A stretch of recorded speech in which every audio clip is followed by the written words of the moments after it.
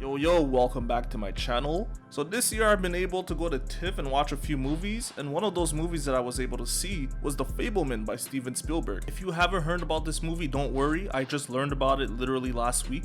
This is a coming-of-age drama partially based off Steven Spielberg's personal upbringing. It stars an up-and-coming actor called Gabriel Labelle as Sammy Fabelman, a young Jewish kid that aspires to be a filmmaker and is a homage to Steven Spielberg. It also stars Paul Dano as Bert Fabelman, Sammy's father, and the wonderful Michelle Williams as Mitzi Fabelman, who is Sammy's mother. Now, even though this movie is very loosely based on Steven Spielberg's upbringing, I will avoid talking about any potential spoilers because I do realize that this movie kind of flew under the radar for many people, and I want you to go in as clean as possible watching this movie. Now, to start off with the positives, I will say this movie is very well shot, and that is the case with pretty much every Spielberg movie, but with this movie in particular, there's a lot of scenes that are set in the dark. Naturally, as the main character, Sammy Fabelman is an up-and-coming filmmaker, there are a lot of scenes where he does screen his films to an audience, and those scenes tend to be in a dark theater,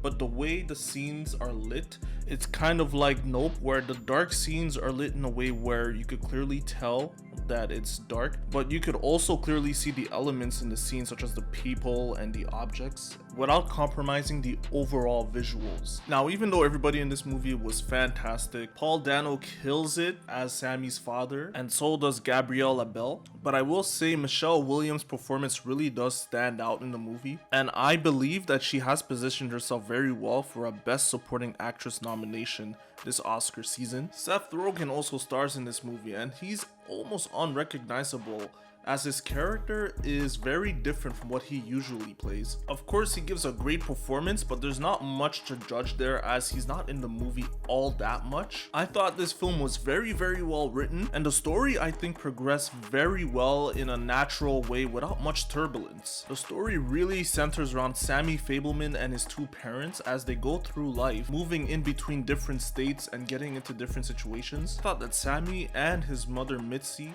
had the most time to be developed.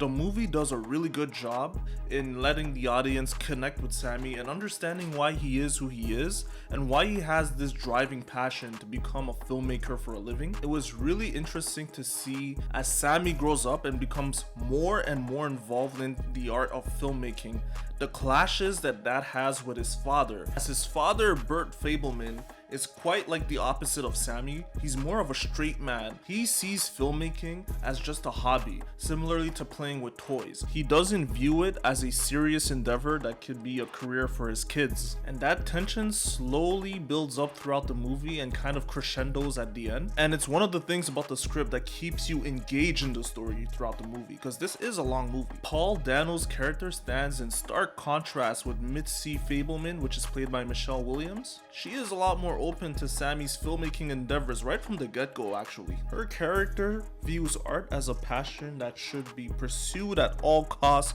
regardless of the circumstances. And that mindset encourages Sammy to capture every moment of life that he can on camera. She is ultimately the reason that Sammy remains passionate enough about film to pursue it as a career as Steven Spielberg did. Now, I would not be able to tell you what percentage of this movie is literally based off Steven Spielberg's life experiences and what percentage of it is fully fictional, but I will say there are a few scenes, especially near the end, where it does feel like Steven Spielberg is talking to us, the audience, through Sammy's dialogue. Now, I am doing my best to avoid spoilers, so I'm not gonna tell you specifically what this means, but I would say it is one of those things where you'll know it when you see it. Now, as for the cons for this movie, to be honest with you, there's not much, but there are a few things that bugged me about it. I thought my main issue with the film was the length of the movie, but it's not really the length, it's the pacing of the movie. I would consider this movie a slow burn movie. Now, it's not the worst slow burn I've seen. This is definitely not excruciating to watch. You could get through it simply because the situation that each character gets into and how they deal with it is very interesting to watch. But I will say that the movie really grinds to a halt in the second act. By the halfway point of this movie, I caught myself checking the time because I thought the movie was about to end, but we still had about an hour left. There is a lot of scenes that are heavily imagery based,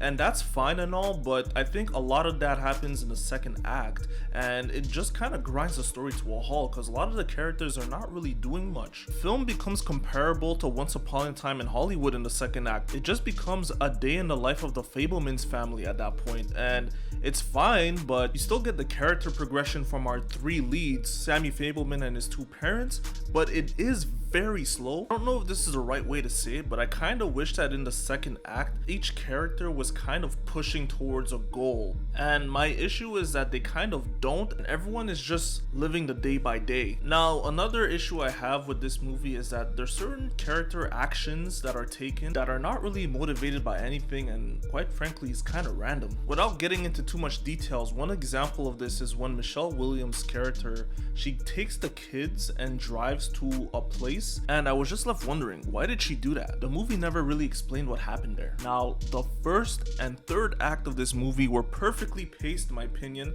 but not only that, they were really engaging. Every character had a motive, and it was funny as well. Had the second act of this movie had as much of an impact on me as the first and third act, this could have probably made my top 3 movies of the year. As things stand right now, I think that this was a very solid entry into Spielberg's vast filmography. It had some hiccups here and there, but overall this was a beautifully told story and very engaging as well. Now, I haven't seen every single one of Steven Spielberg's movies, but of the ones I've seen, I would rank this better than Ready Player One, but not as good as Saving Private Ryan. Alright guys, thanks again for supporting my content and my channel. Please hit the like and subscribe button, and stay tuned next time for my review of Glass Onion.